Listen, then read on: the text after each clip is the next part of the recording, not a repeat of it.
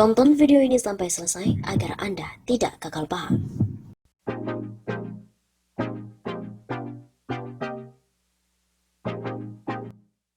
Setahun Jokowi Ma'ruf, buruh mahasiswa akan kepung Istana 20 Oktober. Elemen buruh dan mahasiswa bakal kembali melakukan aksi demonstrasi menolak Undang-Undang Omnibus Law Cipta Kerja. Aksi turun di jalan tersebut digelar hari ini, Selasa 20 Oktober. Ketua Konfederasi Aliansi Serikat Buruh Indonesia (KASBI), Nining Elitos mengatakan demonstrasi digelar berbarengan dengan momen 1 tahun Joko Widodo dan Wakil Presiden Ma'ruf Amin. Nining menyebut para buruh akan melakukan long march dari Universitas Indonesia (UI), Salemba, hingga depan Istana Kepresidenan Jakarta. Buruh dari berbagai serikat pekerja bergabung dalam aksi. Nining juga menegaskan tuntutan para buruh masih sama dengan aksi demonstrasi sebelumnya.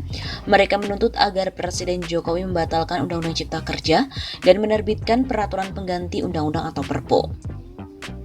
Aliansi Badan Eksekutif Mahasiswa Seluruh Indonesia atau BEMSI juga bakalan ikut turun aksi.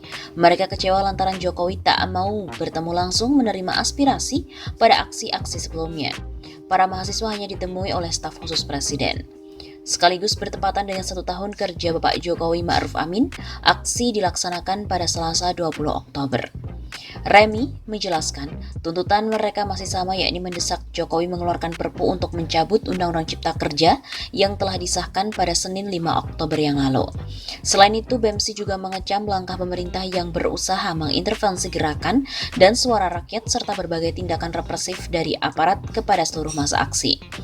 Mengajak mahasiswa seluruh Indonesia bersatu untuk terus menyampaikan penolakan atas Undang-Undang Cipta Kerja hingga Undang-Undang Cipta Kerja itu dicabut dan juga dibatalkan. Gelombang penolakan Undang-Undang Ciptaker telah muncul dari berbagai daerah sejak 6 Oktober sampai dengan 16 Oktober lalu. Massa dari elemen buruh, mahasiswa, pelajar dan juga masyarakat lainnya mendesak Jokowi untuk membatalkan Undang-Undang Cipta Kerja. Saat ini Undang-Undang Cipta Kerja telah diserahkan DPR kepada Jokowi. Mantan Wali Kota Solo itu tinggal menandatangani undang-undang tersebut sebelum diundangkan. Namun jika Jokowi enggan untuk menandatangani, Undang-Undang Cipta Kerja itu tetap berlaku setelah 30 hari. Demo mahasiswa 20 Oktober Glodok dijaga TNI dan juga Polri. Kawasan perputaran ekonomi di Glodok Taman Sari, Jakarta Barat menjadi salah satu fokus pengamanan dari TNI Polri menjelang aksi unjuk rasa 20 Oktober, di mana dikabarkan akan dilaksanakan secara besar-besaran. Diketahui rencananya BEMSI, Badan Eksekutif Mahasiswa, akan menggelar unjuk rasa pada 20 Oktober atau tepat pada 1 tahun pemerintahan Joko Widodo Ma'ruf. Para demonstran mendesak Jokowi mengeluarkan Perpu untuk membatalkan Undang-Undang Cipta Kerja sekaligus evaluasi 1 tahun pemerintahan Kabinet Indonesia Maju. Rencananya unjuk rasa digelar di Istana Merdeka, Jakarta Pusat. Sejumlah lokasi lain di wilayah Jakarta juga turut dijaga antisipasi adanya kericuhan seperti demo beberapa waktu lalu. Kapolres Metro Jakarta Barat, Kombes Polisi Audi Latuheru, mengatakan salah satu di antaranya penjagaan di kawasan Niaga Glodok. Kita tahu bersama Taman Sari adalah sentra ekonomi terbesar di Jakarta Barat, sehingga banyak orang yang mengadu nasib di sana. Selain itu, pusat ekonomi di Glodok juga berdekatan langsung dengan pemukiman warga. Hal itu membuat tingkat pengamanan perlu diperketat agar tak terjadi aksi anarkisme yang dapat merugikan banyak pihak. Untuk itu, Audi juga mengatakan pihaknya melibatkan para tokoh masyarakat untuk sama-sama mengingatkan saling menjaga wilayah masing-masing. Adapun pagi tadi, Polres Metro Jakarta Barat bersama dengan Kodim 0503 JB menggelar apel siaga jaga Jakarta Barat dengan melibatkan para tokoh masyarakat. Ingat, belakang toko di Glodok adalah pemukiman. Kalau misal toko terbakar, pemukiman pun akan terbakar. Pantauan pada siang hari kemarin, Senin, aktivitas di kawasan Glodok masih berlangsung secara normal. Sebuah mobil Brimob terparkir di depan LTC Glodok, namun secara keseluruhan belum terlihat adanya pengamanan yang cukup ketat. BEMSI peringati 1 tahun Jokowi Ma'ruf dengan menggelar aksi. Secara khusus dilakukan oleh Aliansi Badan Eksekutif Mahasiswa Seluruh Indonesia atau BEMSI dalam memperingati 1 tahun pasangan Jokowi Ma'ruf memimpin negeri. Pada hari Selasa 20 Oktober atau tepat 1 tahun Jokowi Ma'ruf, Aliansi BEMSI akan menggelar unjuk rasa. Kata Ketua BEMSI, Remi, hari esok akan menjadi pagelaran untuk aksi memperingati 1 tahun Jokowi Ma'ruf. Namun demikian, Remi enggan mengurai lebih jauh mengenai estimasi masa yang akan hadir dan tuntutan yang akan dibawa oleh BEMSI. Katanya, masalah teknis aksi akan disampaikan dalam sebuah rilis untuk media yang sedang dibuat. BEMSI pun juga sempat menyampaikan mosi tidak percaya kepada pemerintah dan wakil rakyat saat unjuk rasa pada Jumat 16 Oktober yang lalu. Dalam aksinya, BEMSI membawa 4 tuntutan, yaitu mendesak Presiden mengeluarkan Perpu demi mencabut Undang-Undang Cipta Kerja, mengecam tindakan pemerintah yang berusaha mengintervensi gerakan dan suara rakyat atas penolakan terhadap Undang-Undang Cipta Kerja, dan mengecam berbagai tindakan represif aparatur negara terhadap seluruh masa aksi. Kemudian mengajak mahasiswa seluruh Indonesia bersatu untuk terus menyampaikan penolakan atas Undang-Undang Cipta Kerja hingga Undang-Undang Cipta Kerja tersebut dicabut.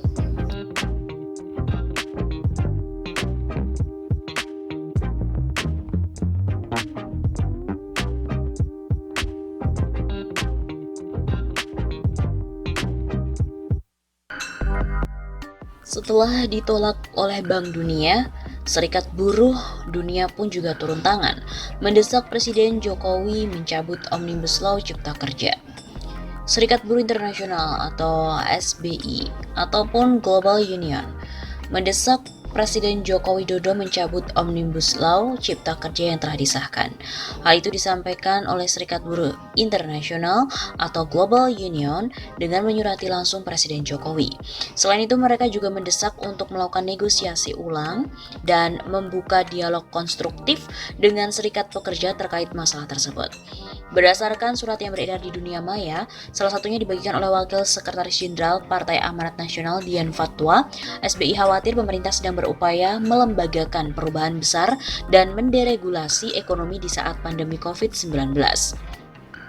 Omnibus Law sendiri yang telah mengubah 79 undang-undang dan lebih dari 1.200 pasal dinilai merupakan ancaman bagi proses demokrasi.